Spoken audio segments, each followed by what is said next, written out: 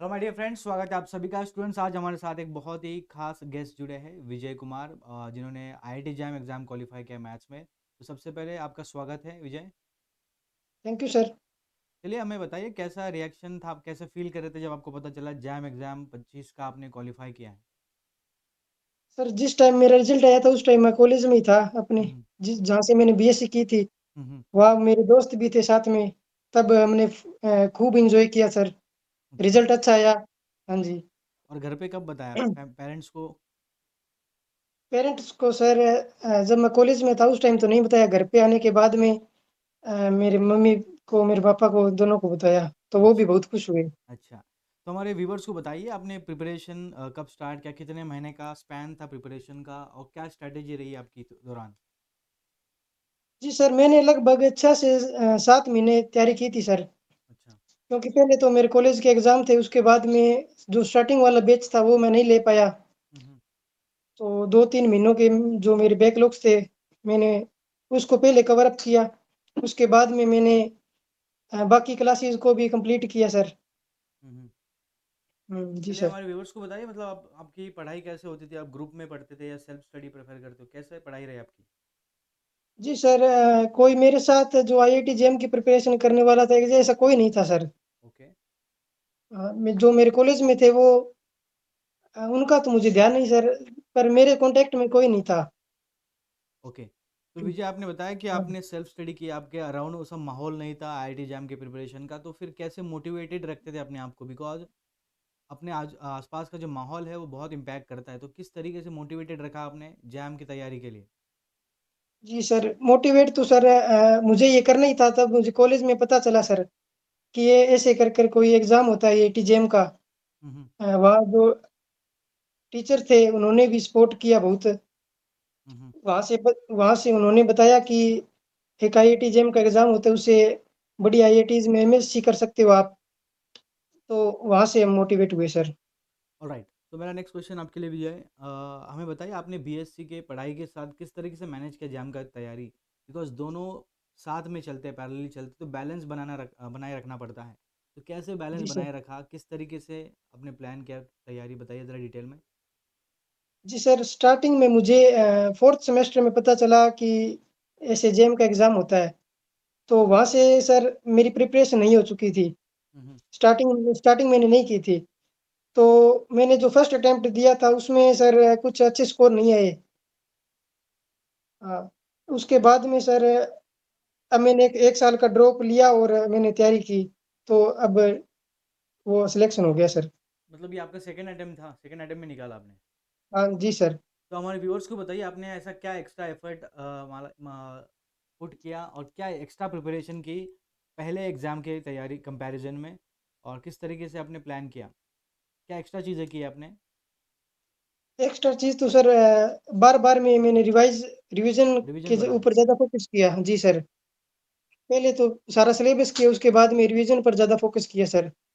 और चलिए। लास्ट हम्म। के 2 मंथ में मैंने जो क्वेश्चन प्रैक्टिस है, टेस्ट सीरीज़ है, वो लगाने स्टार्ट किए सर। हम्म। तो हमारे व्यूवर्स को बताइए, आपने टेस्ट सीरीज में टोटल कितने मॉक लगाए, कितने यूनिट टेस्ट लगाए, और एग्जाम से पहले कितने महीने पहले आपने स्टार्ट किया मॉक देना? एग्ज़ाम से सर 2 ढाई महीने पहले मैंने मॉक्स देना स्टार्ट कर दिया था। और जी, कितने मैंने मॉक 2 लगाए थे टोटल? 2 हाँ जी सर, एक तो आपकी टेस्ट सीरीज़ ली थी हमने आईएफएस की। ओके। एक और ली थी सर मैथ्स केयर की। दोनों में मैंने प्रिपरेशन की है बहुत सर। बढ़िया, बहुत बढ़िया। तो हमारे व्यूअर्स को बताइए, आपने प्रीवियस ईयर क्वेश्चन कितने लगाए थे और कितने साल के पीवाईक्यू बनाए थे? सर प्रीवियस ईयर क्वेश्चन मैंने 2015 तक सभी कर लिए थे। 15 से सभी बना लिए थे। बहुत हाँ बढ़िया। जी। और क्या आप टाइमर लगा के पीवाईक्यू लगाते थे या मैन्युअली करते थे, एक एक सब्जेक्ट वाइज कैसे करते थे पीवाईक्यू? नहीं सर, मेरा जो गाँव का माहौल है उसमें खेती-बाड़ी भी करना पड़ता है। हम्म। तो जब मुझे टाइम लगता था उस टाइम मैं कर लेता था, कभी शाम को, कभी सुबह, कभी दोपहर में। मैंने बीच में लाइब्रेरी भी जॉइन कर ली थी सर। हम्म। हुँ, उसमें मैनेज हो जाता था सर।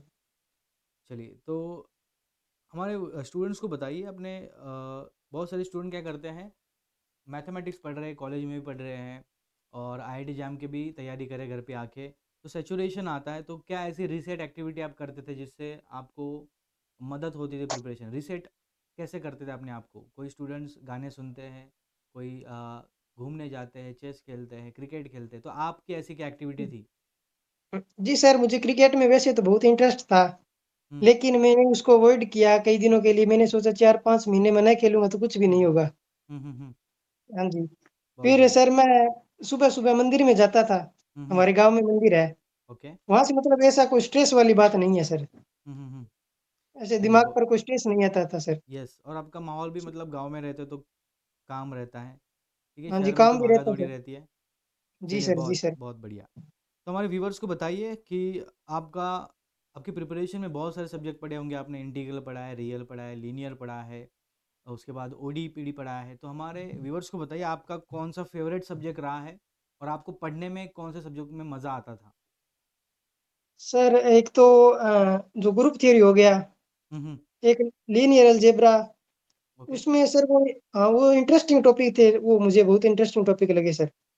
ओके। तो रि क्योंकि मैंने कॉलेज के दौरान भी मतलब बहुत अच्छे से उनको प्रिपेयर किया था सर। ओके। तो हमारे व्यूवर्स हाँ को जी। बताइए ऐसा कोई सब्जेक्ट रहा है जो आपके लिए बहुत ही चैलेंजिंग था और उसको पढ़ने में आपको कवर करने में सिलेबस ज़्यादा टाइम लगा, आपको अच्छा नहीं लगता था सब्जेक्ट, ऐसा कोई है जो आपको चैलेंजिंग था?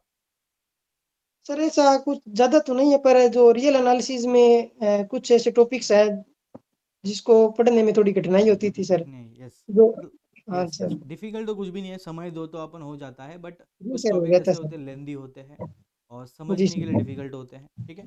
जी, जी दैट्स इट। सर। तो मेरा नेक्स्ट क्वेश्चन आपके लिए हमें हमारे व्यूवर्स को बताइए आपने एग्ज़ाम डे के दिन वो 3 घंटे कैसे बिताए एग्ज़ाम हॉल में? क्या आपकी मानसिक अवस्था थी? तो how you have spent those 3 hours? Sir उस टाइम मुझे ऐसे लग रहा था जैसे पेपर बिल्कुल ईज़ी आएगा। हुँ, हाँ जी सर। मतलब ऐसे ऐसा कोई माइंड माइंड पे इतना स्ट्रेस नहीं था, क्योंकि मेरी प्रिपरेशन भी ठीक से हो चुकी थी सर। हुँ, हुँ, वैसे पूरा कॉन्फिडेंस था सर उस समय। ऑलराइट। और जी सर, तो 3 घंटे। हमारे स्टूडेंट्स को बताइए आपने मतलब कैसे अटेम्प्ट किया? 3 सेगमेंट होती है, तो पार्ट ए पहले किया, पार्ट बी पहले किया, किस तरीके से आपका अप्रोच रहा? जी सर, जो पार्ट ए है मैंने फ जो पार्ट ए है उसमें जो एमसीक्यू आते हैं वो पार्ट मैंने पहले किया सर। एमसीक्यू वाला पहले किया, दूसरा पार्ट जी। सेगमेंट? उसके बाद में सर मैंने एमएसक्यू को छोड़कर जो अन्य टाइप के क्वेश्चन आते हैं उसको पहले किया। हुँ, हुँ, हुँ, उसमें जो न्यूमेरिकल आंसर क्वेश्चन होते हैं वो थोड़े से लेंथी होते हैं सर, उनको निकालने के लिए कुछ समय देना पड़ता है। ओके, और वो अब की बार बिल्कुल ईज़ी आई हुई थी सर। बहुत बढ़िया। तो आपने कितने राउंड में अटेम्प्ट किया पेपर? मतलब क्या करते हैं स्टूडेंट्स सबसे पहले जब पेपर स्टार्ट करते हैं तो इजी वाले क्वेश्चन ढूंढ लेते हैं पहले राउंड में, दूसरे राउंड में थोड़े उससे थोड़े मॉडरेट और बाद में टफ, तो ऐसे आपने फॉलो किया था ये नहीं? जी सर, मैंने ज़रूर फ़ॉलो किया था सर इसे। ओके। तो क्यों स्टूडेंट्स जी सर, कैसे? यस, इसमें यस। कुछ नेगेटिव मार्किंग भी होती है सर। इस नेगेटिव कारण मार्किंग? पहले जो क्वेश्चन आते हुए वो पहले प्रायोरिटी देनी चाहिए सर उसको। ओके। तो ऐसे कोई क्वेश्चन थे जिसमें सिले मिस्टेक से आपके मार्क्स डिडक्ट हुए थे? ऐसे कोई क्वेश्चन जिसमें आपने सिले मिस्टेक्स वगैरह की? जी सर, है सर, ऐसे क्वेश्चंस थे सर। 2-4 क्वेश्चन थे सर। ओके। तो स्टूडेंट जी देखिए सर। ऐसे क्वेश्चन आपके भी जब अटेम्प्ट करोगे तो 3 घंटे में पेपर अटेम्प्ट करना होता है तो हम जल्दी में रहते हैं, तो ऐसे सिले मिस्टेक होते हैं, तो अगर आपको अवॉइड करने तो बेस्ट तरीका यही है, ज़्यादा से ज़्यादा मॉक लगाइए, आपको पता चलेगा किधर गलतियाँ हो रही है आपकी और उसको इम्प्रूव करिए, ठीक है? जी, चलिए जी सर। मेरा नेक्स्ट क्वेश्चन आपके लिए, आपका जो आईआईटी जैम 2025 का सक्सेस आपने हासिल किया है, ऐसा कोई एक व्यक्ति इंसान जिसको आप ये डेडिकेट करना चाहोगे जिनकी वजह से आपका ये जैम क्वालिफाई हुआ, जी आपकी सर। फैमिली में, फ्रेंड्स में?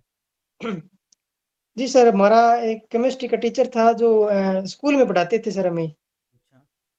हाँ सर, मिस्टर सुनील सर उनका नाम है। All right. उनसे स्टार्टिंग जी, वो वैसे तैयारी भी करवाते हैं। हम्म। आईआईटी जेईई की तैयारी करवाते हैं। ओके। तो सर मैंने उनसे पूछा कि अगर 1 साल मैं ड्रॉप ले लूँ तो उसमें कोई हर्ज तो नहीं है? सर ने कहा अगर आप उससे आईआईटी से एमएससी करना चाहते हो तो 1 साल का ड्रॉप कुछ मायने नहीं रखता सर। हम्म। जी सर, उससे फिर मैं मोटिवेट हुआ और आगे फिर मैंने 1 साल का ड्रॉप ले लिया और मैंने बहुत बैच ले बढ़िया, लिया। बहुत बढ़िया। चलिए जी सर। आईआईटी जैम 2025 तो क्वालिफाई हो गया, एक माइलस्टोन अचीव हो गया, व्हाट नेक्स्ट? आपके फ्यूचर प्लान्स क्या है, क्या बनना चाहते हो लाइफ में, क्या करियर में करना चाहते हो आगे? सर मेरा जैसे स्टार्टिंग से जो एम था मेरा टीचर बनने का एम था सर। ओके। जी सर, आगे मैं इसी की ओर अग्रसर होना चाहूँगा सर। तो आगे जाके जी फिर सर। नेट भी देना पड़ेगा आपको, अगर प्रोफेसर बनना है, असिस्टेंट प्रोफेसर। जी सर। ठीक है, तो सर तैयारी अब अभी। यस। अभी से स्टार्टिंग करेंगे सर एक हाँ, अभी से एक स्टार्ट करिए, जितना जल्दी होगा उतना ही अच्छा रिजल्ट भी आएगा। चलिए, बहुत अच्छा लगा आपसे बात करके। Thank you thank sir. You so much for your time, and I wish you all the best for all your future endeavours. Thank you thank you sir. So much. Thank you sir.